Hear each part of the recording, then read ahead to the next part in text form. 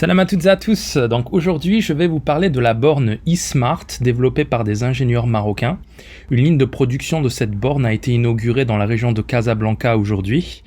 Je vais vous dire pourquoi c'est une nouvelle importante et je vais aussi faire le lien avec l'annonce du géant chinois DFSK du lancement de sa gamme de voitures électriques CRS au Maroc. Mais avant cela, regardons l'annonce de l'ouverture de l'usine.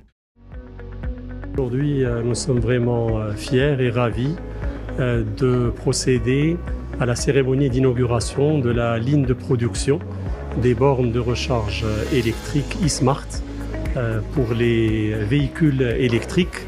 Une borne qui a été conçue et développée par le centre de recherche en partenariat avec l'université Mohammed VI Polytechnique et l'IRSN, l'Institut de recherche en énergie solaire et énergie nouvelle, et qui aujourd'hui passe de la recherche, l'innovation à la commercialisation industrielle. Tous les composants de cette borne sont fabriqués par des entreprises marocaines. La conception se fait ici, la fabrication de ces composants se fait au niveau des entreprises marocaines et l'assemblage il se fait au niveau de cette usine, ici au niveau de la ville de Ben Guerir. Et là, c'est vraiment pour nous très important et c'est une expérience réussie d'un passage de la recherche à l'innovation à la commercialisation. Donc on a aujourd'hui à Ben Guerir un écosystème qui contribue justement à développer l'innovation et on procède à un véritable transfert technologique. Ce n'est pas le premier produit, il y a une large gamme de bornes de recharge qui sont en cours de développement et puis bientôt nous allons procéder également à la fabrication d'autres produits innovants tels qu'un chauffe-eau solaire à bas coût, un système de stockage de l'énergie électrique dans le secteur résidentiel pour le combiner avec les modules photovoltaïques, ainsi également aussi que des systèmes de gestion de l'énergie. Donc vous l'avez compris, il y a un lien de cause à effet entre la venue du géant chinois et la mise en place de cet écosystème autour de la recharge de voitures électriques. L'intérêt pour le Maroc, c'est de se positionner dans un secteur d'avenir et pour ce faire, le pays doit créer une demande pour ses superchargeurs Made in Morocco.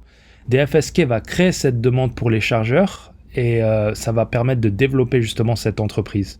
C'est extrêmement bénéfique car le revenu de l'entreprise est assuré grâce aux commandes publiques. L'État va bien évidemment acheter et installer ces bornes électriques dans tous les espaces publics. On peut imaginer que des stations essence vont aussi s'équiper pour offrir à leurs clients une alternative à justement l'essence.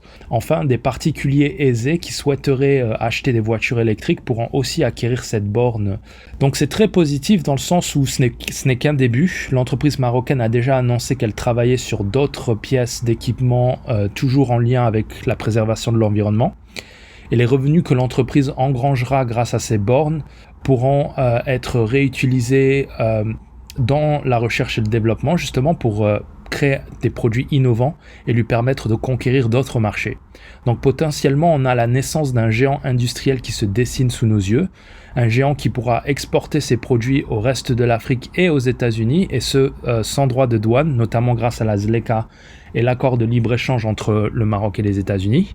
Je vous rappelle que Samsung, en Corée, était un petit magasin alimentaire à la base, c'est un Hanout, qui exportait des nouilles vers la Chine. Dans les années 60, l'entreprise a produit son premier téléviseur noir et blanc grâce à un transfert technologique du Japon. Aujourd'hui, Samsung est un énorme conglomérat qui produit des ordinateurs, des télés, des machines à laver, mais aussi des bateaux, des voitures et des centrales nucléaires. L'entreprise a réussi à considérablement diversifier son offre de produits, notamment grâce à de très nombreuses acquisitions.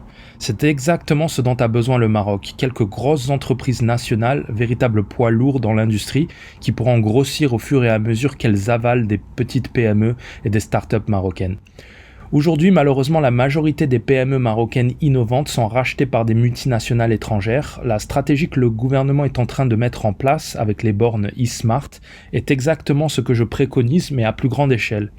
Un patriotisme économique qui s'inscrit dans une politique protectionniste ciblée.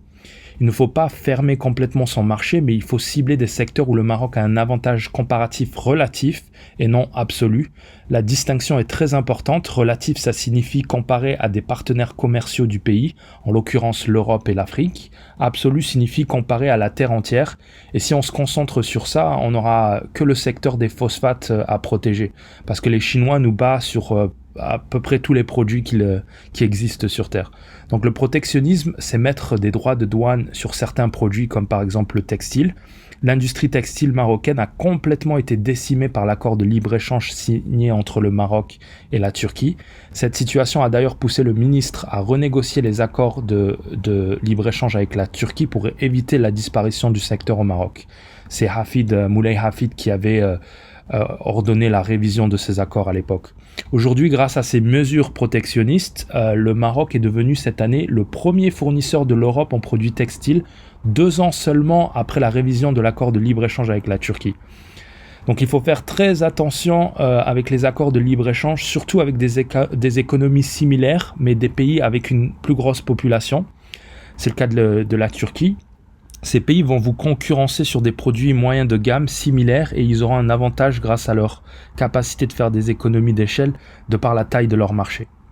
L'autre protectionnisme, c'est la préférence nationale. C'est par exemple des villes françaises qui équipent leur police municipale en voitures Renault. Je sais que les Chinois et les Coréens font souvent ça. Ils équipent leur police avec des marques de voitures locales pour donner justement un coup de pouce à leurs industries nationales. Donc le Maroc est finalement en train de s'écarter du modèle ultralibéral pour opérer un peu plus d'interventionnisme étatique. J'avais déjà montré comment le Maroc était en train de s'écarter justement de ce modèle ultralibéral avec la politique de substitution des importations. Donc c'est une très bonne chose. L'Institut IDIP, en partenariat avec l'industriel Halmes, va concevoir et commercialiser la borne électrique et ce partenariat a le potentiel de créer un écosystème autour des technologies vertes qui pourront être plus tard exportées à l'étranger. Ce projet va aussi permettre de développer le secteur de l'électronique au Maroc. Donc l'électronique est très très important, c'est primordial pour le développement d'une industrie moderne. On ne peut pas aussi s'empêcher de penser au docteur Rachid Yazami, qui a développé une technologie qui permet de recharger des batteries de voitures électriques en moins de 10 minutes. Donc on peut imaginer une collaboration future entre Rachid Yazami et les différents acteurs qui ont développé cette borne de recharge électrique.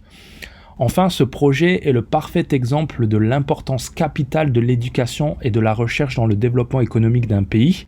Un pays qui n'investit pas dans l'éducation a peu de chances de s'en sortir. Souvenez-vous de cette célèbre pub des années 70 en France. En France, on a toutes sortes de choses. On a la meilleure cuisine du monde. Une industrie puissante. La pétanque. Une histoire glorieuse. On a aussi une situation géographique privilégiée.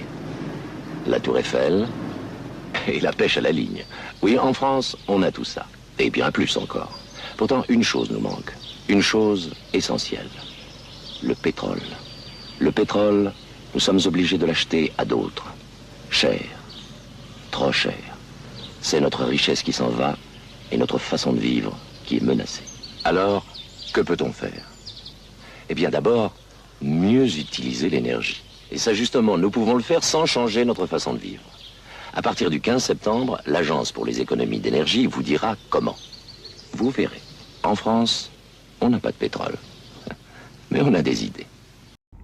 Donc en France, on n'a pas de pétrole, mais on a des idées. C'est aussi le cas du Maroc, mais malheureusement la guerre a fait qu'on n'a pas pu faire en sorte que des idées innovantes émergent au pays.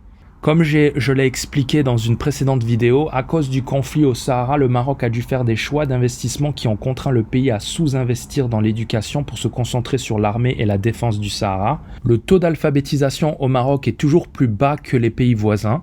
C'est donc un énorme frein au développement. Si on n'avait pas eu le conflit dans nos provinces du Sud, je suis sûr qu'on aurait développé un écosystème autour de l'électronique 20 ans plus tôt. Donc en conclusion, ce projet a un fort potentiel de développement. C'est le début d'une longue liste de technologies développées et produites au Maroc. C'est enfin la preuve que l'intervention de l'État est primordiale pour permettre le développement d'entreprises nationales jusqu'à leur indépendance. Ces entreprises sont comme des enfants, des bébés, qu'il faut protéger jusqu'à qu'ils atteignent l'âge adulte. Voilà, abonnez-vous si ça vous a plu et n'oubliez pas de signer la pétition, déjà presque 4000 signatures pour que Google, Microsoft et Apple enlèvent la frontière qui sépare le Maroc de son Sahara. À bientôt!